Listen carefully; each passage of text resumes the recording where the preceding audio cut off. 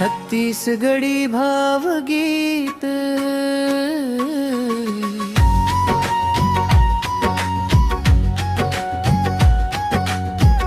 माटी मोर महतारी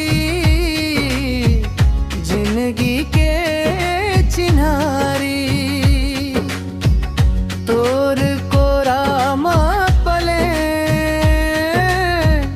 पाएव दुनिया सारी अर पापरी के धारा गाथे तोर गुण गाना धान के बाली झूमे सुन के तोर सम्मान मुखड़ा माटी मोर महतारी जिंदगी के चिन्हारी तोर महिमा गाथन गाथन बारी बारी छत्तीसगढ़ की धरती सोहा है दुलारी माटी मोर महतारी जिंदगी के चिन्हारी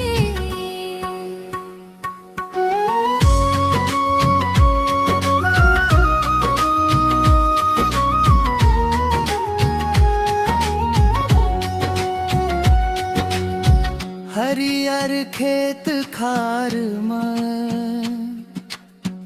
खुशबू तोर बसाए सुवाव कर मागी मन खे मन लभाए गाँव गाँव के बोली माया के है फुलवारी छत्तीसगढ़ महतारी सबले प्यारी प्यारी मुखड़ा माटी मोर महतारी जिंदगी के चिन्हारी तोर महिमा गाथन गाथन बारी बारी छत्तीसगढ़ के धरती सोना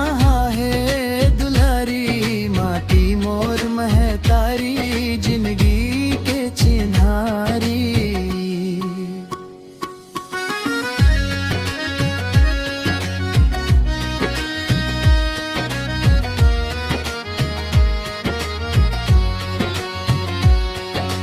जंगल पहाड़ नदिया तोर गहना